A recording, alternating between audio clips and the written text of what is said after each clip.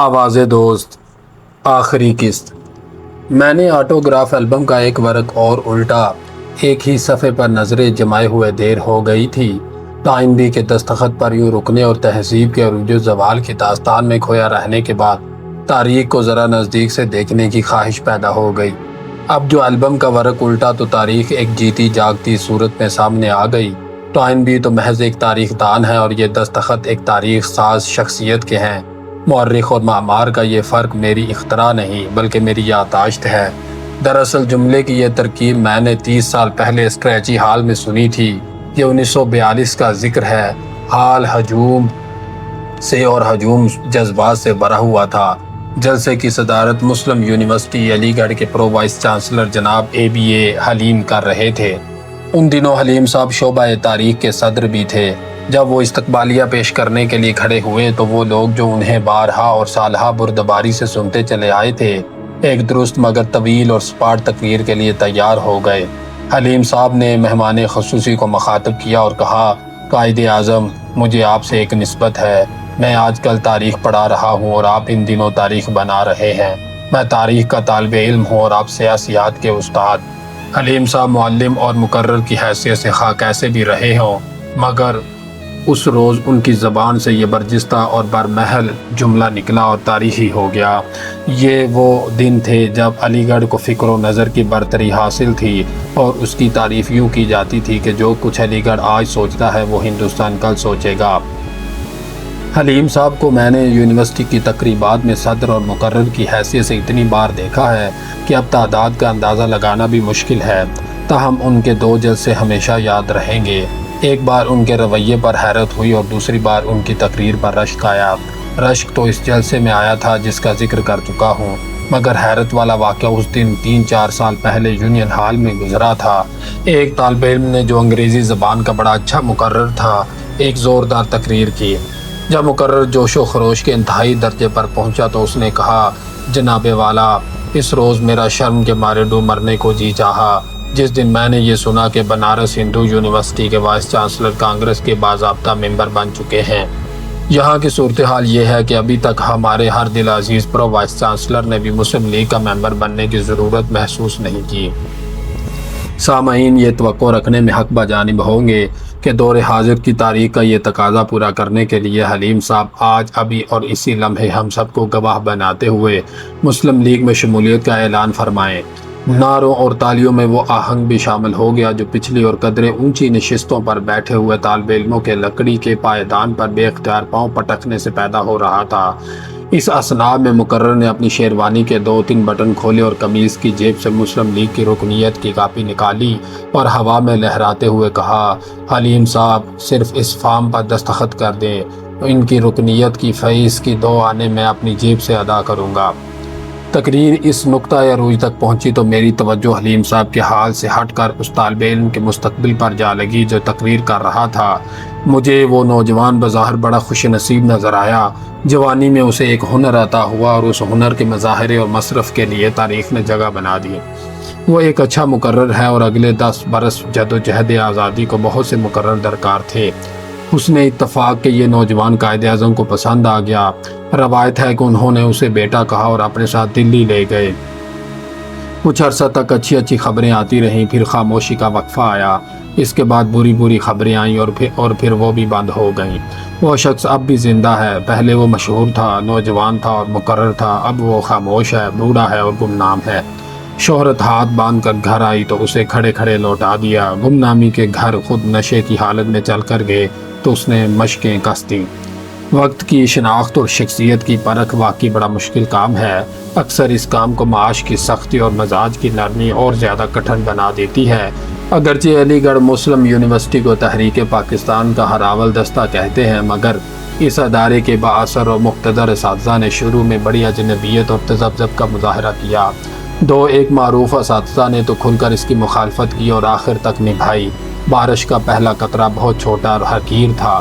جب 1937 میں مسلم لیگ کی شاخ مسلم یونیورسٹی میں قائم کی گئی تو اس میں صرف عبدالستار خیری، عمر الدین، بابر مرزا، عابد احمد علی اور جمیل الدین احمد شامل تھے۔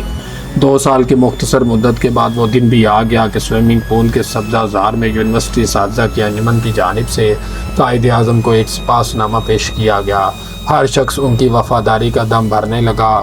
قائد اعظم نے جو یہ منظر دیکھا تو ہنستے ہوئے فرمایا، جب کسی غریب کے دن پھرتے ہیں تو وہی رشتہ دار جو پہلے اس سے آنکھیں چراتے تھے اس کی راہ میں آنکھیں بچانے لگتے ہیں۔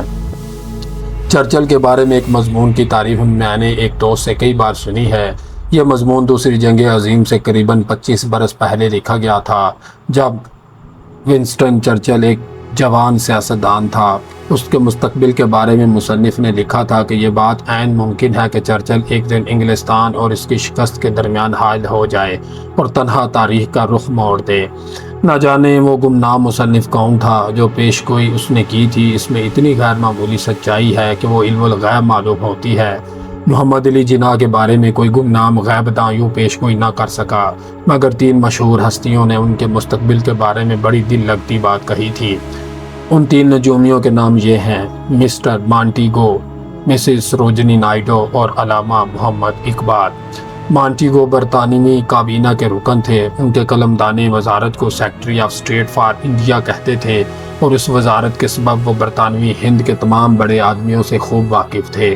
1917 میں مانٹیگو نے محمد علی جناح کے بارے میں لکھا کہ یہ سراسر ظلم ہے کہ وہ شخص جو اس اہلیت کا مالک ہو اسے کاروبار مملکت میں کوئی حصہ نہ ملے۔ اگرچہ یہ محض اہلیت کا اعتراف تھا، مگر اسے قائد اعظم کی کامیابی کی وجہ سے پیش گوئی کا درجہ بھی مل گیا ہے۔ محمد علی جناح کی سیاسی زندگی کے آغاز میں ان کے مستقبل کے بارے میں سب سے بڑی بات سروجنی نائیڈو نے کہی تھی۔ سروجنی نے 1918 میں محمد علی جناح کی ابتدائی تقریروں کے مجموعے کے لیے ایک دیباچہ لکھا تھا۔ اس میں قائد کی مسلمہ اہلیت اور بلند اخلاق کے ذکر کے ساتھ یہ بھی لکھا ہے کہ تاحال اس شخص کے پاس صرف قابلیت ہے، مگر اس کے مقابل کوئی قابل ذکر کارنامہ نہیں ہے، ہو بھی کیوں کر، جبکہ یہ نوجوان ابھی کامیابی کی دہلیز تک پہنچا ہے۔ سروجنی نے اس شبہ کا اظہار بھی کیا کہ انگلستان میں حاصل کی ہوئی تعلیم سے پیدا ہونے والی لا تعلقی اور قومی زبان سے ناواقفیت سے پیدا ہونے والے فاصلے کی وجہ سے جناح اس عوام دوستی اور حد العزیزی کی کبھی خواہش بھی نہ کریں گے جو مولانا محمد علی جوہر اور گاندھی جی کے حصے میں آئی ہے۔ اس مضمون کے آخری جملے بڑے معنی خیز ہیں۔ سروجنی نے لکھا، کون ہے جو آنے والی سحر کے اسرار کی پیشگوئی کر سکے؟ کون ہے جو غیب کی ان قوتوں کا پیش بھی ہو جو تقدیر کو گاہے ہمارے سہانے خوابوں سے بھی عرفہ مقام پر فائز کرتی ہیں؟ شاید کاتب تقدیر نے یہ لکھ دیا ہو کہ وہ شخص جس کی جائز خواہش یہ ہے کہ وہ مسلمانوں کا گوکھلے بنے، وہ ہماری قومی جدوجہد کی کسی عظیم مگر کربناک مرحلے سے آزادی ہند کے مازینی نجات دہندہ اٹلی کی لازوال شہرت لے کر نکلے۔ سروجنی نے محمد علی جناح کے لیے جن نیک خواہشات کا اظہار کیا تھا ان میں شاعری، دعائیہ اور پیشگوئی تینوں کا امتزاج ملتا ہے۔ سروجنی کے اندیشے غلط ثابت ہوئے اور اس کی نیک خواہشات پوری ہو گئی۔ شاعر مشرق نے قائد اعظم کے بارے میں جو کچھ لکھا ہے اس میں شاعری کو کوئی دخل نہیں۔ وہ تحریریں اگرچہ سیاست کے حوالے سے ہیں مگر ان میں سیاست کو بھی کوئی دخل حاصل کر نہیں ہے۔ اقبال نے اپنی رائے کا اظہار مانٹیگو کی طرح سرکاری کاغذات میں یا سروجنی کی طرح کتاب کے دیباچے میں نہیں کیا۔ علامہ اقبال کی رائے ذاتی نوعیت کی ہے اور اس کا اظہار بڑے خلوص اور درد کے ساتھ خفیہ اور نجی خط و کتابت میں کیا گیا ہے۔ علامہ نے 28 مئی 1937 کو ایک خط میں قائد اعظم کو لکھا کہ مسلم ہند آپ کی فراست سے توقع رکھتا ہے کہ آپ اس نازک مرحلے پر اس کی مشکلات کا حل تلاش کر لیں گے۔ 3 ہفتے بعد علامہ اقبال نے ایک اور خط میں لکھا، میں آپ کی مصروفیات سے واقف ہوں لیکن مجھے یقین ہے کہ میرا یوں بار بار خط لکھنا آپ کو گرانہ گزرے گا، کیونکہ پورے برطانوی ہندوستان میں تنہا آپ ہی کی ذات ایسی ہے جس کی طرف مسلمانوں کی نظریں محافظت اور رہنمائی کے لیے اٹھتی ہیں۔ علامہ اقبال کی اس رائے کو میں پیش گوئی کا درجہ نہیں دیتا۔ یہ تو حق شناسی کی وہ منزل ہے جہاں مرشد کسی معمور من اللہ کو پہچان لیتا ہے اور خود شناسی میں اس کی مدد اور رہنمائی کرتا ہے۔ یہ سلسلہ معرفت اور نثر کا ہے۔ اگر بات سیاست اور نظم کی ہوتی تو علامہ اقبال اس شعر کو قائد اعظم سے منسوب کرتے: میر اسد مردے کے زنجیر غلامہ بشکند، دیدہ ام از روزنے دیوارے زندان شما۔ کلام اقبال میں کتنے ہی شعر ایسے ہیں جو قائد اعظم کے لیے موضوع ہوں گے مگر جو بات اس شعر میں ہے وہ کسی اور شعر میں نہیں ملتی۔ اس میں وہی بات شاعرانہ انداز میں کہی گئی ہے جو خط میں بانداز مہروانہ لکھی گئی تھی۔ میں نے علامہ اقبال کو صرف ایک بار دیکھا ہے، اگرچہ وہ کم سینی اور ناسمجھی کا زمانہ تھا، لیکن اس کی ایک جھلک کے بعد اس احساس محرومی سے محفوظ ہو گیا کہ علامہ اقبال کا زمانہ ملا اور ان کو دیکھ بھی نہ سکے۔ اب رہ کر یہ خیال آتا ہے کہ اگر انہیں اسی قدر قریب سے دیکھنے کا موقع ملتا جو قائد اعظم کے سلسلے میں میسر آیا تو شاید مایوسی ہوتی۔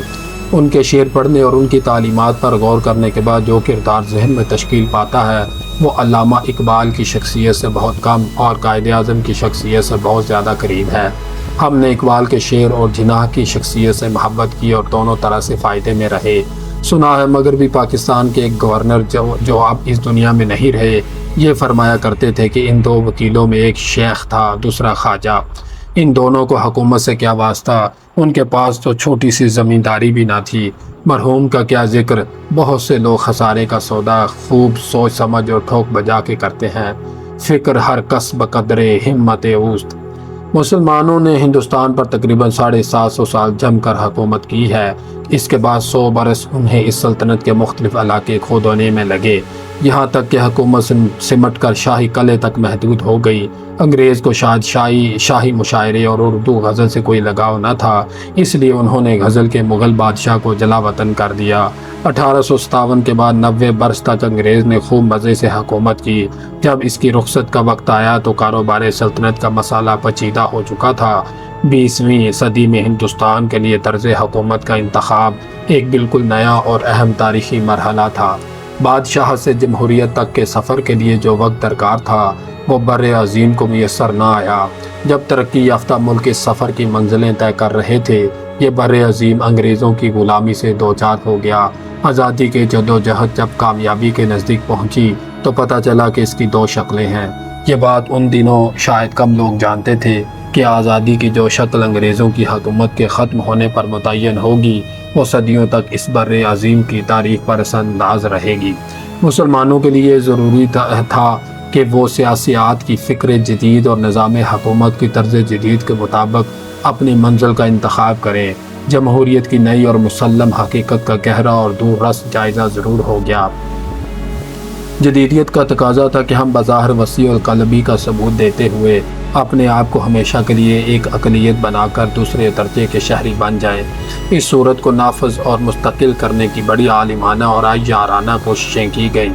اس کے لیے ایک طرف اتحاد، وطن اور اخوت کے گیت سنائے گئے اور دوسری جانب پاکستان کی غیر یقینی صورت اور یقینی غربت سے ڈرایا گیا۔ ساتھ ہی ساتھ یہ بھی جتایا گیا کہ اگر پاکستان بن گیا تو تاج محل ہندوستان میں رہ جائے گا۔ یہاں تاج محل سے میری مراد ایک عمارت سے نہیں بلکہ مسلمانوں کے ایک گروہ سے ہے جسے ہندوستان میں رہ جانا تھا۔ بڑے بڑے پنڈتوں نے خانہ جنگی، تبادلہ آبادی اور پھر دونوں ملکوں کے درمیان خوفناک جنگوں کی بھی پیشین گوئی کی تھی۔ مسئلہ یہ تھا کہ اگست 1947 میں اس بر عظیم کی حکومت میں مسلمانوں کو کیا حصہ ملے، اور اس فیصلے پر ایک بہت طویل مستقبل کا انحصار تھا۔ مسلمانوں کی قیادت نے یہ فیصلہ کیا کہ وہ حکومت میں حصہ نہیں لیں گے بلکہ بر عظیم میں اپنا حصہ مانگیں گے۔ جس نے یہ مطالبہ سنا اسے حیرت ہوئی، بیشتر کو مسلمان اقلیت کی اس جرت پر اور کچھ لوگوں کو مسلم قیادت کی اس فراست پر۔ یہ سعادت قائد اعظم کے حصے میں آئی کہ وہ جمہوری سیاست کے آغاز پر بر عظیم کے مسلمانوں کے قطعی اور دوامی فیصلے کو مرتب کریں۔ اس فیصلے کو نظریہ پاکستان کہتے ہیں۔ نظریہ پاکستان کو چند لفظوں میں یوں بیان کیا جا سکتا ہے کہ جب بر عظیم میں پہلا شخص مسلمان ہوا اس روز پاکستان وجود میں آ گیا تھا، اور جب تک اس سرزمین پر ایک مسلمان بھی موجود ہے پاکستان قائم رہے گا۔ نظریہ پاکستان اور مملکت پاکستان دو مربوط مگر مختلف حقیقتیں ہیں۔ جو لوگ ان میں فرق نہیں کرتے وہ ایک حادثے کے بعد یہ کہنے لگے کہ ایک خطہ زمین کے ہاتھ سے نکل جانے کے ساتھ یہ نظریہ بھی ختم ہو گیا ہے۔ یہ لوگ قائد اعظم اور ان کے نظریے کو نہیں سمجھے۔ نظریے کی جگہ دل میں ہے اور مملکت کی نقشے پر۔ سرحدیں مختلف ادوار میں گھٹتی بڑھتی رہتی ہیں مگر یہ نظریہ تو ایک بنیاد ہے جو ہمیشہ کے لیے بھری جا چکی ہے۔ اس پر آنے والے لوگ حسب توفیق عمارتیں بناتے رہیں گے، کبھی چھوٹی، کبھی بڑی، کبھی بہت بڑی۔ یہی وجہ ہے کہ جب ملک نصف ہو گیا تو اس نظریے کی اہمیت دو چند ہو گئی۔ مسلم ہند کی تاریخ میں قائد اعظم کا مقام کیا ہوگا، یہ سوال ان کے ذہن میں بار بار اٹھتا ہے۔ جن کے دل اس عظیم شخصیت کی یاد سے پر ہیں۔ ایک دوست نے یہ کہا کہ وہ بر عظیم میں ٹیپو سلطان کے بعد مسلمانوں کی سب سے بڑی سیاسی شخصیت ہیں۔ دوسرا کہنے لگا کہ وہ اورنگزیب کے بعد کا کارزار کفر و دین میں کامیاب ہونے والے پہلے مسلمان سیاستدان ہیں۔ دونوں میں فرق صرف اتنا ہے کہ ایک بقول اقبال ہمارے ترکش کا آخری تیر تھا اور دوسرا دور حاضر میں ہمارے ترکش کا پہلا تیر ہے۔ تیسرے دوست نے ان دونوں سے اختلاف کیا اور کہا کہ تاریخی حیثیت رکھنے والی شخصیات کا باہم مقابلہ محض خیال آرائی ہوتا ہے۔ بہتر یہ ہوگا کہ تحریک اور نظریہ پاکستان کا موازنہ تاریخ کے ان واقعات سے کیا جائے جو مسلم ہند کے لیے اسی قدر اہم اور عہد آفرین تھے۔ اس طریقے سے قائد اعظم کی جگہ تاریخ میں خود بخود متعین ہو جائے گی۔ تاریخ پر نظر دوڑائی تو کتنی ہی فتوحات اور کتنے ہی فاتح یاد آئے۔ ہم نے پہلی نظر میں 3 واقعات کو منتخب کیا: محمود کا سومناتھ، شہاب الدین کا تانیسر اور عبدالی کا پانی پت۔ سومناتھ سے مقابلہ کیا جا سکتا ہے مگر وہ تاریخ کی رومانی شرح ہو جائے گی جسے قائد اعظم کی حقیقت پسندی کا لحاظ رکھتے ہوئے ہم نے نظر انداز کر دیا۔ پانی پت کی تیسری لڑائی کا مسلم ہند پر خوشگوار اثر پڑا مگر وہ ناکافی تھا کیونکہ اس کے جیتنے والا کسی اور طرف نکل گیا۔ شہاب الدین غوری کے مقصد اور حاصل سے ہم نے قائد اعظم کے نظریے اور مملکت کا موازنہ کیا تو ان دونوں میں بڑی مناسبت اور یگانگت نظر آئی۔ بر عظیم کے مسلمانوں میں ملت کے وجود کا احساس اور اس کے اظہار کے لیے ایک ریاست کی اساس رکھنا 12ویں صدی میں سلطان شہاب الدین غوری اور 20ویں صدی میں قائد اعظم محمد علی جناح کے حصے میں آیا۔ شہاب الدین غوری نے بر عظیم میں مسلمانوں کی جو حکومت قائم کی وہ خاندانوں اور علاقوں کے تھوڑے بہت فرق کے ساتھ 650 سال قائم رہی۔ اس عرصے میں حکومت کی استواری اور محکمی کا کام بڑے بڑے سلاطین کے حصے میں آیا مگر وہ سب ایک سلسلے سے منسلک تھے جس کا بانی شہاب الدین غوری تھا۔ پھر یہ سلسلہ ٹوٹ گیا، انگریز آئے، جمہوریت آئی، نیشنلزم آیا، ایک طرف ایجاد اور دریافت کا ڈھیر لگ گیا اور دوسری طرف نظریات اور تعصبات کا انبار لگ گیا۔ دنیا یکسر بدل گئی۔ یہ نئی دنیا سیاسی تنظیم، جلسہ، جلوس، تقریر، بیان، قرارداد، مطالبہ، بحث، مذاکرات، انتخاب، قانون، آئین اور راست اقدام کی دنیا تھی۔ اس نئی دنیا میں مسلم ہند کو ایک نئے شہاب الدین غوری کی تلاش تھی جو ایسی نئی فتوحات کرے جن کا اثر صدیوں تک محسوس ہو۔ یہ کام قائد اعظم نے کیا، تنہا اور صرف 7 برس میں۔ سارے دوست جب قائد اعظم کے بارے میں اس رائے پر متفق ہوئے تو ہمیں وہ شخص بے اختیار یاد آیا جو یہ کہتا تھا کہ تاجر پیشہ باپ کا وکیل بیٹا جس کے پاس 1 بیگھہ زمین تک بھی نہ تھی، اسے بلا حکومت اور سیاست سے کیا نسبت۔ وہ شخص انتقال کر چکا ہے، اس لیے یہ معاملہ ہم نے خدا پر چھوڑ دیا۔ قائد اعظم کا انتقال ہوا۔ ان دنوں میں کراچی میں تھا۔ مدت کے لحاظ سے اس واقعے کو 24 برس گزر چکے ہیں۔ حالات کے لحاظ سے یہ بات اور زیادہ پرانی لگتی ہے۔ میں سوچتا ہوں تو بات کل کی معلوم ہوتی ہے۔ کراچی جسے پاکستان کا دارالحکومت بنایا گیا تھا ایک چھوٹا اور ستھرا سا شہر ہوا کرتا تھا۔ اس شہر کو آج کل کے شہر سے صرف یہ نسبت ہے کہ وہ بھی اسی جگہ آباد تھا۔ اس شہر کے وہ علاقے جہاں ہو کا عالم ہوا کرتا تھا اور جن کا حق ملکیت 20 پیسے فی گز کے حساب سے ایک پوری صدی کے لیے مل جاتا تھا، آج وہاں کان بڑی آواز سنائی نہیں دیتی اور میونسپل کارپوریشن وہاں موٹر کار روک لینے پر 1 روپیہ فی گھنٹہ ہرجانہ وصول کرتے ہیں۔ جب اس شہر کے دن بدلے تو اس کے حصے میں حکومت اور دولت کے ساتھ ایک ہجوم بھی آیا۔ اگرچہ دارالحکومت بنے ہوئے اسے مشکل سے 1 سال ہوا تھا مگر ہجوم کا یہ عالم تھا کہ ہمارے مالک مکان نے عمارت کے ایک حصے کو علیحدہ ماہانہ، یومیہ اور گھنٹوں کے حساب سے کرائے پر چڑھایا ہوا تھا۔ ہم 3 دوست پاکستان چوک کے ایک فلیٹ کی نچلی منزل کے ایک کمرے میں رہتے تھے۔ ہمارے کمرے کی 2 کھڑکیاں سڑک پر کھلتی تھیں جن میں لوہے کی سلاخیں لگی ہوئی تھیں۔ مالک مکان کھڑکی کی یہ سلاخیں رات کو کرائے پر اٹھا دیتا تھا۔ ہم کھڑکی کھول کر سوتے اور رات کو سائیکل رکشہ والے اپنی رکشہ ان سلاخوں سے باندھ دیتے تاکہ چوری نہ ہو جائیں۔ منہ اندھیرے وہ آہنی زنجیریں اور تالے کھولتے اور ان کے شور سے ہماری آنکھ کھل جاتی۔ اخبار والا بھی اسی کھڑکی سے اخبار اندر چارپائی پر ڈال جاتا اور ہم صبح اٹھتے ہی اخبار پڑھنا شروع کر دیتے۔ اس روز کچھ اور ہی نقشہ تھا۔ صبح آئی مگر خالی ہاتھ اور بہت دیر سے۔ آنکھ کھلی تو رکشہ زنجیروں سے بندھے ہوئے تھے۔ دودھ ڈبل روٹی والا اور صبح کے دوسرے پھیری والے غیر حاضر تھے۔ سڑک سنسان تھی، الصباح کی آوازیں خاموش تھیں۔ زندگی اور معمول کے آثار صرف اتنے تھے کہ کھڑکی میں ڈان اخبار رکھا ہوا تھا اور اس میں سیاہ حاشیے کے ساتھ قائد اعظم کے انتقال کی خبر درج تھی۔ اب سمجھ میں آیا کہ سناٹا کیوں طاری ہے۔ جو شخص بھی جاگا اور اس نے یہ خبر سنی وہ سکتے میں آ گیا۔ سمجھ میں نہیں آتا تھا کہ اپنے غم کا اظہار کیسے کرے۔ تھوڑی دیر کے بعد جیسے کراچی بھر کے لوگوں کی سمجھ میں بیک وقت ایک ہی بات آئی، وہ گھروں سے دیوانہ وار نکلے اور گورنر جنرل ہاؤس کی طرف رخ کر دیا۔ گورنر جنرل ہاؤس کے باہر بھیڑ لگی ہوئی تھی۔ وہاں پورچ میں قائد اعظم کا جنازہ رکھا ہوا تھا۔ لوگ قطار اندر قطار وائی ایم سی اے کے بالمقابل دروازے سے داخل ہوتے اور جم خانہ کلب کی جانب گیٹ سے باہر چلے جاتے۔ گھنٹوں بعد میری باری آئی۔ جب لمحہ بھر کے لیے میں ہجوم کے ریلے کے ساتھ پورچ سے گزرا تو دائیں طرف قائد اعظم کی میت کفن میں لپٹی ہوئی رکھی تھی۔ ذرا سا چہرہ کھلا تھا اور اسے دیکھنے کے باوجود مجھے قائد اعظم کی موت کا یقین نہ آیا۔ یہ چہرہ مجھے ناآشنا سا لگا۔ میں نے قائد اعظم کو پہلی بار 1938 میں دیکھا تھا۔ علی گڑھ کے چھوٹے سے ریلوے اسٹیشن پر ایک چھوٹا سا ہجوم جمع تھا۔ ریل آئی تو اس ہجوم میں ذرا سی ہلچل ہوئی۔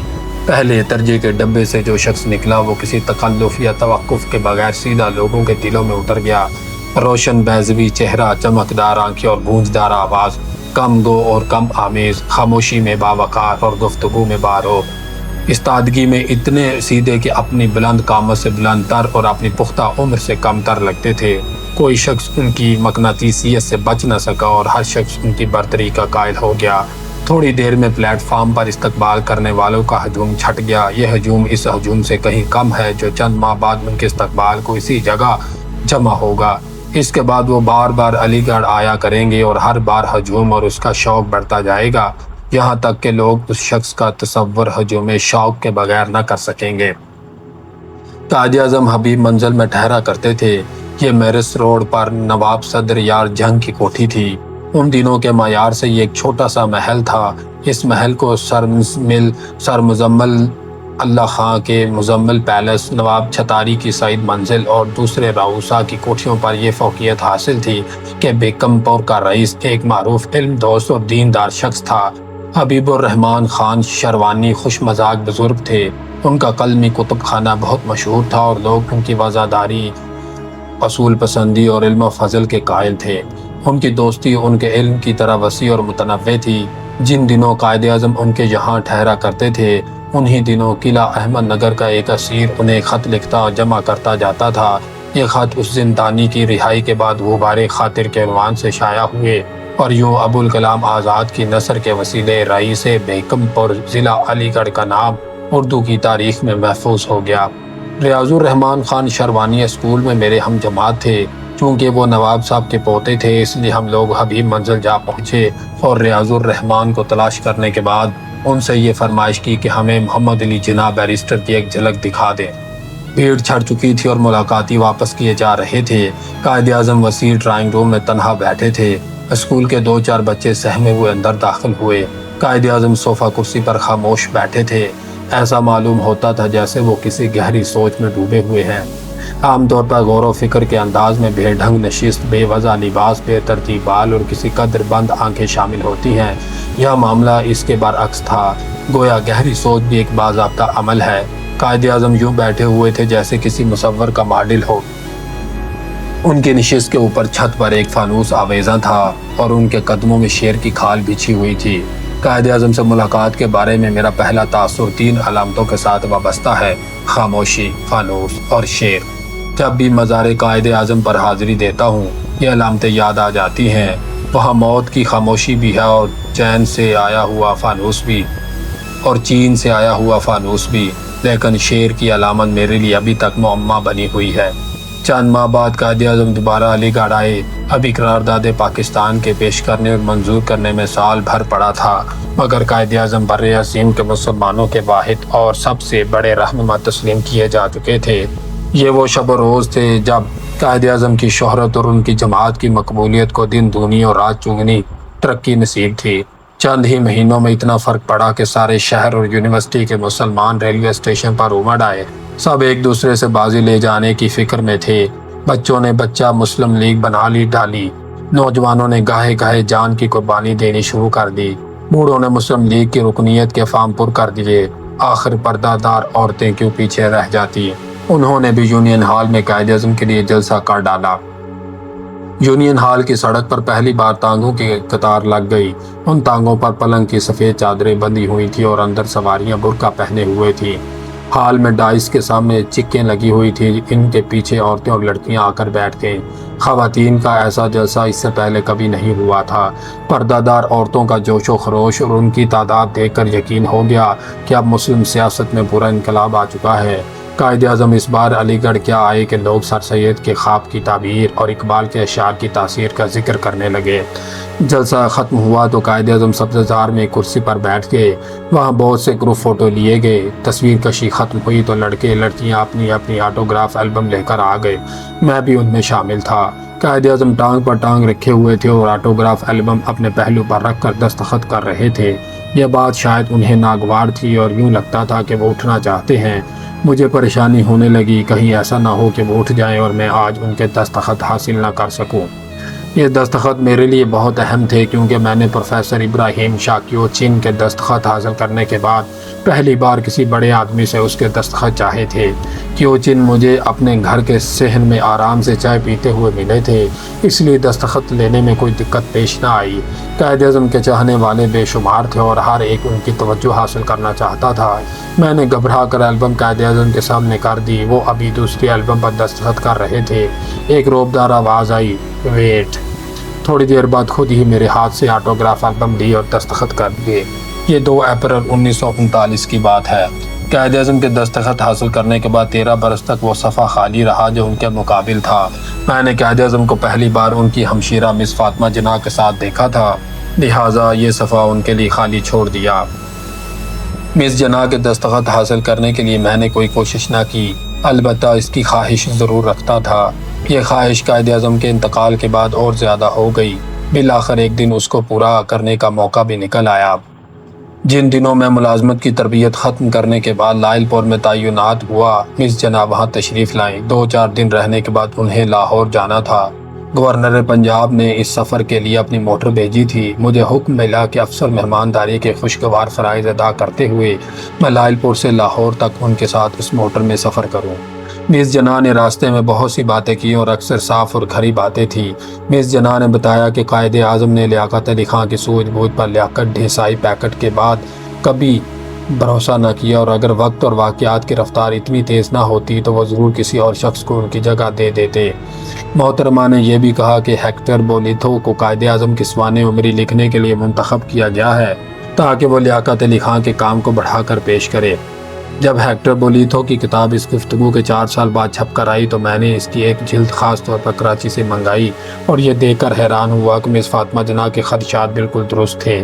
اس کتاب میں لکھا ہے کہ پاکستان کی قسمت کا فیصلہ بڑی حد تک جولائی 1933 میں اس روز ہو گیا تھا جب لیاقت علی خان ہیمسٹرڈ گئے تاکہ جلا وطن جناح سے گفتگو کریں۔ یہی نہیں بلکہ اس کتاب میں بیگم رعانہ لیاقت کے ذکر کے ساتھ یہ بھی اشارہ ہے کہ قائد اعظم اپنے خط میں لیاقت علی خان کو لکھا کرتے تھے کہ میرا دل تم دونوں کے ساتھ ہے۔ لطف یہ ہے کہ اس کتاب کے 5ویں باب میں بیگم لیاقت کی زبان اس خیال کو بھی غلط ثابت کیا گیا ہے کہ اگر قائد اعظم کو حالات فرصت دیتے تو وہ لیاقت علی خان کو علیحدہ کر دیتے۔ بیگم لیاقت اس مفروضے کو محمل قرار دیتی ہیں۔ ممکن ہے یہ سچ ہو مگر مجھے بولیتھو کی ساری کتاب ہی محمل معلوم ہونے لگی۔ مس فاطمہ جناح کا ایک بار ہم سفر ہونے کے بعد ان سے کبھی ملاقات نہ ہو سکی۔ جب میں محٹہ پیلس میں داخل ہوا تو ان کے انتقال کو 2-3 برس ہو چکے تھے۔ گھر میں شیریں بائی اور اکبر بھائی کے علاوہ حسرت، مقدمہ بازی اور پہرہ داروں نے ڈیرے ڈالے ہوئے تھے۔ جتنی دیر میں اور برنی وہاں بیٹھے رہے ایک شخص ہم سب کے اعصاب پر سوار رہا۔ بیچارہ نوکری کر رہا تھا۔ میں نے یہ جانتے ہوئے کہ قائد اعظم اس گھر میں کبھی نہیں رہے اس کا ہر کمرہ پھر کر دیکھا۔ گھر سونا سونا تھا۔ قائد اعظم کا سامان عجائب گھر والے لے گئے اور کاغذات ایک کمیٹی لے گئی۔ جو کچھ ان دنوں بچ رہا وہ ابھی تک گم ہے۔ وہ گھر میں موجود تھا۔ مجھے ناکارہ فرنیچر اور شکستہ موٹر کار نے بہت اداس کیا۔ جو کچھ ان دنوں بچ رہا اور ابھی تک گم نہ ہوا وہ گھر میں موجود تھا۔ مجھے ناکارہ فرنیچر اور شکستہ موٹر کار نے بہت اداس کیا۔ شاید میں وہاں اسی لیے گیا تھا۔ تقریباً 40 سال پرانے فرنیچر سے قائد اعظم کے مذاق کا اندازہ ہوتا تھا۔ چوبی نقش و نگار کے پیچیدہ نمونے جن میں کندہ کار کی انتھک محنت نے بے پناہ حسن پیدا کیا تھا۔ قائد اعظم کی زندگی بھی ایک کندہ کار کی زندگی تھی۔ وہ لوگ جو کندہ ناتراش کہلاتے تھے ایک روز ان کی قیادت میں دنیا کی 5ویں بڑی ریاست کے وارث بن گئے۔ جس روز اس وراثت کا تاج برطانیہ کی طرف سے باضابطہ اعلان ہونا تھا، ماؤنٹ بیٹن کراچی میں قائد اعظم کے ساتھ ان کی سفید پیکارڈ موٹر میں بیٹھ کر مجلس آئین ساز کی افتتاحی تقریب آزادی میں شریک ہوئے تھے۔ یہ موٹر کار اب محٹہ پیلس میں اینٹوں پر کھڑی ہے۔ یہ ایک شکستہ اور خستہ ڈھانچہ ہے، اس پر منو مٹی پڑی ہے۔ جس دامن سے ہم نے 14 اگست 1947 کو خاک جاڑی تھی وہیں پھر خاک سے اٹ گیا ہے۔ میں نے شیریں بائی سے یہ پوچھا کہ آپ کے خاندان میں کس کی شکل قائد اعظم سے ملتی ہے؟ کہنے لگی، یہ میرا بیٹا اکبر بھائی جو آپ کے سامنے ہے۔ ویسے کچھ شباہت محمد علی میں بھی ہے۔ میں نے غور سے اکبر بھائی کو دیکھا۔ وہ بات تو ہرگز نہ تھی مگر اس سے کچھ ضرور تعلق تھا۔ مجھے قائد اعظم بے اختیار یاد آنے لگے۔ میں قائد اعظم کے سامنے کھڑا ہوا اور کانپتی ہوئی آواز میں ایک نظم پڑھی۔ میں نے چند ماہ پہلے میٹرک پاس کیا تھا اور یونیورسٹی میں کسی موقع پر ترنم سے نظم پڑھنے کا یہ پہلا اور آخری واقعہ تھا۔ یہ نظم میرے استاد مولانا عقیل الرحمن ندوی کی لکھی ہوئی تھی۔ عقیل الرحمن صاحب اسکول میں فارسی پڑھایا کرتے تھے اور ان میں بہت سی خوبیاں جمع تھیں: علم، شاعری، اخلاق، خودداری۔ ان کی زندگی سادگی اور فقر سے عبارت تھی۔ ان کی نظر میں کچھ ایسا اثر تھا کہ اس کا فیض میں آج بھی اپنی زندگی میں پاتا ہوں۔ میں 11-12 برس کا تھا تو شہر میں پاسپورٹ سائز کی تصویر کھینچنے کی ایک خودکار مشین نصب ہوئی۔ میں نے شوق سے تصویر اتروائی اور دوسرے دن اسے اسکول لے گیا۔ سبق ہو رہا تھا مگر جو لڑکا میرے ساتھ بیٹھا تھا اس نے تصویر لے کر پہلے دیکھی اور پھر چپکے سے آگے بڑھا دی۔ وہ تصویر ہاتھوں ہاتھ کلاس میں بہت دور نکل گئی۔ بالآخر مولانا عقیل الرحمن نے دیکھ لیا۔ پوچھا کہ یہ کیا ہو رہا ہے؟ جس کے ہاتھ میں تصویر تھی اس نے ڈر کر اسے استاد کی میز پر رکھ دیا۔ سب اس انتظار میں تھے کہ اب ڈانٹ پڑے گی اور سزا ملے گی، مگر ایسا نہ ہوا۔ مولانا نے تصویر کو غور سے دیکھا، پھر اس پر سعدی شیرازی کا ایک دعائیہ شعر اپنے خوبصورت خط میں لکھ کر مجھے واپس کر دی۔ یہ تحریر اور تصویر اب بھی میرے پاس محفوظ ہے اور وہ نصیحت جو مولانا نے مجھے ایک بار کی تھی اس کا نقش بھی میرے دل پر آج تک اسی طرح محفوظ ہے۔ میں نے اقبال کی ایک طویل نظم بھی اسی شفیق استاد سے کوئی 2 ہفتے تک ان کے گھر جا کر پڑھی۔ وہ اقبال کے سلسلے میں میرے خضر راہ ثابت ہوئے۔ اقبال سے ان کو بہت عقیدت تھی اور وہ نظم جو خاص طور پر قائد اعظم کی آمد پر لکھی گئی اور اسٹریچی ہال میں مجھے پڑھنے کے لیے دی گئی وہ بھی اقبال کی زمین میں تھی۔ ان دنوں سیاسی جلسوں میں اکثر طلوع اسلام کا وہ بند پڑھا جاتا تھا جس کا پہلا مصرع یہ ہے: غلامی میں ناکام آتی ہیں شمشیریں نہ تدبیریں۔ اسی بان میں اقبال کا وہ مصرع بھی شامل ہے جسے جوہری توانائی کے بارے میں شاعرانہ دریافت کی صنعت کے طور پر پیش کرتے ہیں۔ مصرع یہ ہے: لہو خورشید کا ٹپکے اگر ذرے کا دل چیریں۔ مولانا عقیل الرحمن نے اس مصرع میں یوں تصرف کیا: محمد ہی لکھا ہوگا اگر مسلم کا دل چیریں۔ اس نظم کے پڑھنے کے چند ماہ بعد مولانا عقیل الرحمن ندوی جوانی میں انتقال کر گئے اور ان کی وہ بچیاں یتیم ہو گئیں جن کے نام انہوں نے محمدی اور احمدی رکھے تھے۔ قائد اعظم جب اگلی بار علی گڑھ آئے تو انہیں طلبہ کی یونین کی طرف سے ایٹ ہوم دیا گیا۔ اس چائے میں یونین کے عہدیدار، مقرر اور چند منتخب طلبہ شریک ہوئے۔ چائے کے دوران قائد اعظم ہر میز پر گھیر مصافحہ کیا۔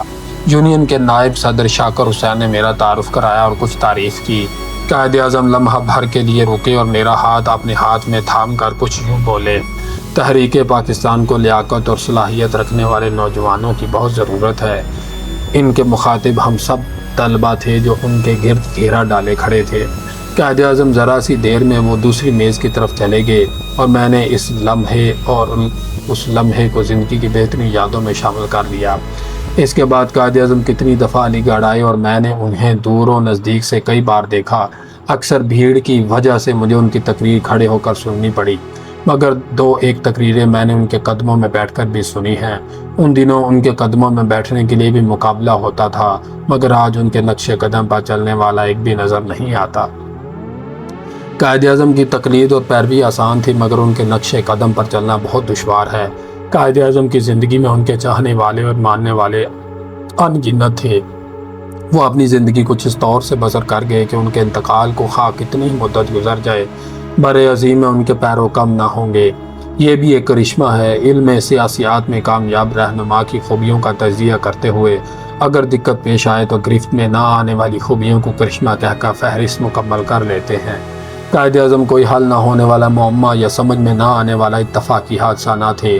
ان کی بڑائی تو اس بات میں تھی کہ لوگ ان کے بارے میں سب کچھ جاننے ہی کی وجہ سے انہیں ایک بلند طبع شخصیت مانتے اور پکار اٹھتے، کرشمہ دامن دل میں کشد کے جا است۔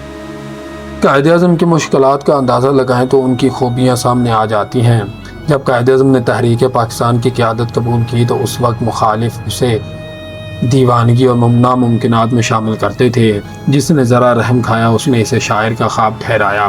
سائمن کمیشن کے سامنے اس شخص نے اسے طلبہ کی خام خیالی کہا تھا جس نے اس ملک کی پہلی کابینہ میں شریک ہونا تھا۔ مسلمانوں کی اجتماعی صورتحال یہ تھی کہ وہ نام کی جماعت تو رکھتے تھے مگر جمعیت بالکل منتشر تھی۔ برطانوی ہند کے مسلمان عام طور پر ایسی صوبائی قیادت کے زیر اثر تھے جو علاقائی وفاداریوں سے بلند نہ تھی۔ ریاستوں کے مسلمان علاقائی قیادت سے بھی محروم تھے کیونکہ ریاست میں ہر کام کا محور دربار اور اس کی پست سازشیں تھیں۔ علماء کانگریسی تھے اور مسلم لیگ کنگال تھی۔ قسم پرسی کا یہ عالم تھا کہ بر عظیم میں مسلمانوں کی نمائندگی کرنے والی جماعت کے پاس مدت تک ایک انگریزی روزنامہ بھی نہ تھا۔ معاشی طور پر مسلمان بہت پسماندہ تھے اور تجارت یا صنعت کے کسی شعبے میں ان کا کوئی اثر نہ تھا۔ تعلیم کے میدان میں بھی وہ بہت پیچھے تھے۔ ان کی صرف ایک یونیورسٹی تھی اور اسے قائم ہوئے بھی چند سال ہوئے تھے۔ جو تعلیم حاصل کرتا وہ انگریز کی ملازمت میں آ جاتا اور سیاست کو اس کی تعلیم سے فائدہ پہنچنے کے بجائے نقصان پہنچتا تھا۔ زمینداری میں کچھ حصہ مسلمانوں کا ضرور تھا، ایک سابق حکمران طبقے کی حیثیت سے اور دوسرا انگریز حکومت کی نوآباد زمینوں کی تقسیم کی بدولت۔ چونکہ زمینداری حکومت کی سرپرستی کے بغیر ممکن نہ تھی، لہٰذا اس طبقے کو انگریز پرست ہونے کی وجہ سے ٹوڈی کا خطاب ملا۔ یہ سر اور خان بہادر کے ان خطابات کے علاوہ تھا جو ہر سال 1 جنوری کو تقسیم ہوتے تھے۔ ان حالات میں ایک شخص مسلمانوں کی شیرازہ بندی کے لیے اٹھا۔ اس میں بظاہر ہر اس بات کی کمی تھی جو ان دنوں ایک مسلمان سیاستدان کے لیے ضروری سمجھی جاتی تھی۔ یہ شخص کئی سال سے لندن میں رہتا تھا، لہٰذا ہم وطنوں کے لیے جلا وطن اور اجنبی سے زیادہ حیثیت نہ تھی۔ وہ عالم دین بھی نہ تھا بلکہ بود و باش سے بالکل نہ انگریز لگتا تھا۔ اسے عربی اور فارسی سے کوئی تعلق نہ تھا، حتیٰ کہ اسے اردو بھی نہیں آتی تھی۔ اس کا قیام بر عظیم کے ایسے علاقے میں تھا جو مجوزہ پاکستان کی سرحدوں کے علاوہ برطانوی ہند کے دارالحکومت اور سیاسی مراکز سے بھی بہت دور واقع تھا۔ اس کی ذاتی زندگی میں بڑی تنہائی تھی۔ بیگم اس کی زندگی میں بہت دیر سے داخل ہوئیں اور بہت جلد نکل گئیں۔ دوست بہت کم اور اولاد واحد اور آنکھ۔ زندگی کے تمام آسائشیں اسے حاصل تھی اور عمر 60 برس کی تھی۔ مسلمانوں کی قیادت کے دعویٰ کا مطلب انگریزوں اور ہندوؤں کی مخالفت مول لینا تھا۔ بدیسی حکومت کی مخالفت آسان نہ تھی۔ جارج پنجم کی بادشاہت تھی اور انگریز کی سلطنت پر ابھی سر غروب نہیں ہوا تھا۔ ہندو اکثریت میں تھے، تعلیم اور تجارت میں آگے، تنظیم میں بہت آگے۔ ان کے پاس رہنماؤں کی کھیپ تیار تھی اور بعض اتنے مقبول تھے کہ اپنی زندگی ہی میں مہاتما اور دیوتا بن گئے تھے۔ انگریز اور ہندو دونوں اپنے نفع و نقصان کے معاملے میں بہت دور اندیش تھے، اس لیے آزادی کی تحریک کے باوجود ایک دوسرے کے حامی بھی تھے۔ اس سیاسی پس منظر میں محمد علی جناح کی شخصیت سامنے آئی۔ وہ آیا، اس نے دیکھا اور وہ سب پر چھا گیا۔ منتشر اور مایوس لوگ متحد اور پرامید ہو گئے۔ منتشر تھے تو قومیت کہلاتے تھے، متحد ہوئے تو قوم بن گئے۔ مایوس تھے تو علیحدہ ووٹ کا حق مانگتے تھے، پرامید ہوئے تو علیحدہ وطن کا مطالبہ کرنے لگے۔ جو کل تک بر عظیم میں محکوم اقلیت سمجھے جاتے تھے وہ اس کے چوتھائی حصے میں حکمراں اکثریت بن گئے۔ 7 سال کے مختصر عرصے میں وہ تحریک جسے دیوانگی، خام خیالی اور محض شاعری کہا جاتا تھا، فرزانگی، پختہ کاری اور نثر میں لکھی ہوئی تاریخ بن کر سامنے آ گئی۔ وہ بات جو بظاہر سب کو ناممکن نظر آتی تھی، ایک فرد واحد نے آنے واحد میں ثابت کر دی۔ کامیابی جب اتنی بڑی ہو تو اسے معجزہ کہتے ہیں اور ایسے معجزات کو تاریخ کے اوراق میں محفوظ کر لیتے ہیں۔ کارلائل کہتا ہے کہ تاریخ عالم محض بڑے آدمیوں کی سوانح کا نام ہے۔ یہ بات اس حد تک بالکل درست ہے کہ ہم قائد اعظم کی سوانح کو تحریک پاکستان کی تحریک کہہ سکتے ہیں۔ کارلائل نے یہ بھی کہا تھا کہ بڑا آدمی آسمان سے گرنے والی بجلی کی طرح ہوتا ہے، عام آدمی تو ایندھن ہوتا ہے جو اس بجلی کے انتظار میں رہتا ہے تاکہ اس کی بدولت وہ بھی آگ پکڑ لے۔ اس قول کی روشنی میں ہمیں اس حرارت کی وجہ سمجھ میں آ گئی جو دل مسلم میں 1940 اور 47 کے درمیان پیدا ہوئی تھی۔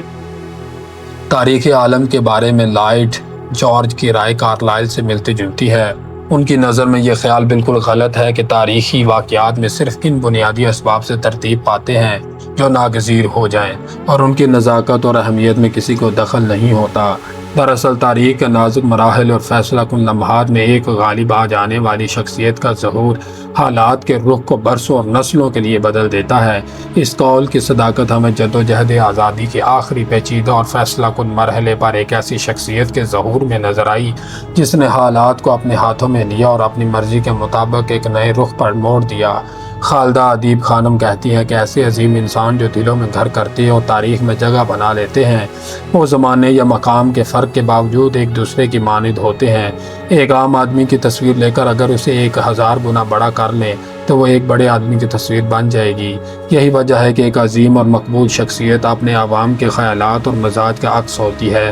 یہ قول بھی ہمیں پسند آیا اور اس کی روح سے یہ بات سمجھ میں آئی کہ ہر بڑا آدمی ایک آئینہ ہوتا ہے جس میں ایک پوری نسل کو اس کا سراپا نظر آتا ہے۔